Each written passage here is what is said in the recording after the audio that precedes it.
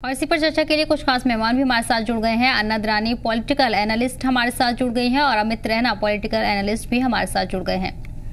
दोनों का बहुत बहुत इस्तकबाल है केसर टीवी में।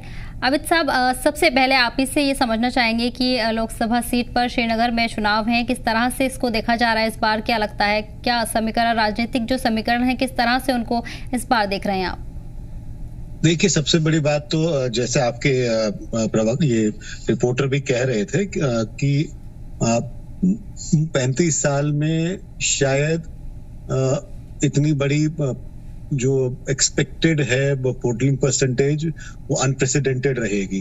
तो एक तो ये बड़ा ही पॉजिटिव मूव है, और दूसरा कि कश्मीर वादी में 5 अगस्त 2019 के बाद ये पहला बड़ा इलेक्शन है, शायद पहला ही इलेक्शन है।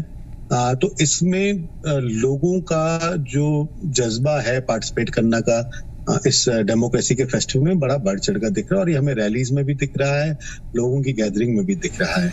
जहां तक राजनीतिक समीकरण की बात है, नेशनल कॉन्फ्रेंस की एग्जिस्टिंग सीट है और इसमें चैलेंज इस समय पीडीपी और अपनी पार्टी दे रहे हैं। हालांकि मेरा अपना मानना है कि नेशनल कॉन्फ्रेंस इस सीट को रिटेन करेगी, मगर इंटरेस्टिंग ये हो जाता है क्योंकि पहली बार इतना बड़ा नंबर आएगा पिछले 35 साल में जो वोटिंग करेगा।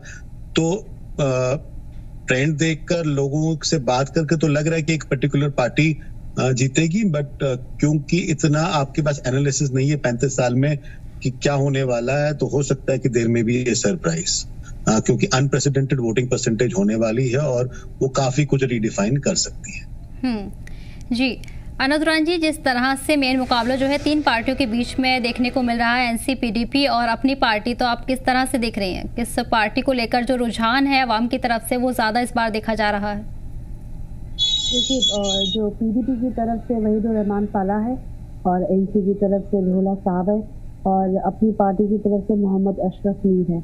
मुझे लगता है कि पीडीपी और एनसी के बीच में बहुत ही घमासान मुकाबला है और अपनी पार्टी का उतना स्टैंड या उतना ग्राउंड कवर नहीं हो पाया है जितना अभी उसका एक पीडीपी वर्कर या एनसी वर्कर को देख के लगेगा। तो अगर आप देखेंगे तो अभी बहुत ही रिसेंटली कल परसों की बात है, उमर अब्दुल्ला साहब ने बीच रैली में बोला कि भाई अभी तो 1:40 हुए हैं, 2 बजे तक का टाइम मिला है, 20 मिनट मैं क्यों अपने वेस्ट करूं।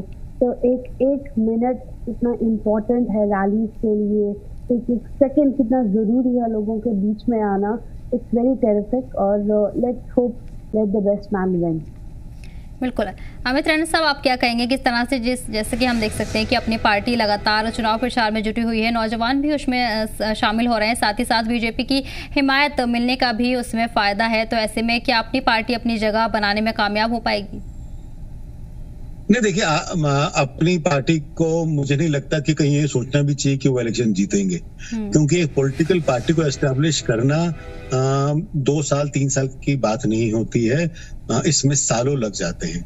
मगर अगर अपनी पार्टी एक सिग्निफिकेंट प्रेजेंस दिखाती है, डबल डिजिट में अपना वोट ले जाती है और कहीं ना कहीं अपने आप को एस्टेब्लिश करती है, मेरे हिसाब से उनके लिए इतनी अपने आप में ही एक बड़ी विक्ट्री होगी। देखिए, कॉन्टेस्ट बड़ा क्लियर है, ये कॉन्टेस्ट नेशनल कॉन्फ्रेंस और पीडी के बीच में है। कहीं ना कहीं अपनी पार्टी को थोड़ा बहुत एडवांटेज मिलता है, और अपनी पार्टी को एक जो एडवांटेज मुझे लगता है कहीं ना कहीं मिलता है, वो ये मिलता है कि वो साथ साथ डेवलपमेंट की बात कर रहे हैं। वो ये 370 का बोगी, 35A का बोगी, पुरानी बोगी को छोड़ को कहीं ना कहीं उतना आप लाइमलाइट नहीं दे रहे हैं, वो फ्यूचर की बात कर रहे हैं। तो हो सकता है कि जो एक नया यंगर वोटर है जो चाहता है कि जो कश्मीर के नए बदले अच्छे हालात है वो कंटिन्यू हो और नॉर्मलसी की और दिन ब दिन बढ़े।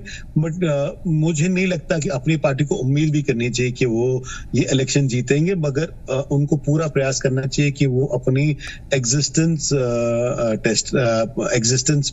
प्रेजेंस को बिल्कुल विजिबल करें और लोगों में पहुंचाएं कि हाँ, अपनी पार्टी एक ऐसी पॉलिटिकल पार्टी है जो दोनों पॉलिटिकल पार्टी जो पुरानी फैमिली पॉलिटिकल पार्टीज हैं, अब्दुल्लास की और मुफ्तीज की, उनको चैलेंज कर सकती है। हालांकि जहां तक बात इलेक्शन की है, मुझे आज भी लगता है कि नेशनल कॉन्फ्रेंस ने स्ट्रेटेजिकली बड़ा इंपॉर्टेंट कैंडिडेट चूज किया है, जो जिसका एक ट्रैक रिकॉर्ड अच्छा है और साथ साथ वो नेशनल कॉन्फ्रेंस की भाषा बोलते हैं, ऑटोनॉमी की भाषा को बोलते हैं, सेल्फ रूल की भाषा को बोलते हैं। तो जो थोड़ा बहुत सेपरेटिस्ट एलिमेंट जो नेशनल कॉन्फ्रेंस से शायद नाराज हो, तो उसको अट्रैक्ट करने का भी है। जो शिया कम्युनिटी उसको भी अट्रैक्ट करने का प्रयास है, क्योंकि बड़गाम और बीरवा एरियाज में सिग्निफिकेंट नंबर आता है। और इसके अलावा क्योंकि नेशनल कॉन्फ्रेंस से हैं, अब्दुल्ला फैमिली का पूरा सपोर्ट है, उनके जीतने के चांसेस थोड़े ज्यादा है।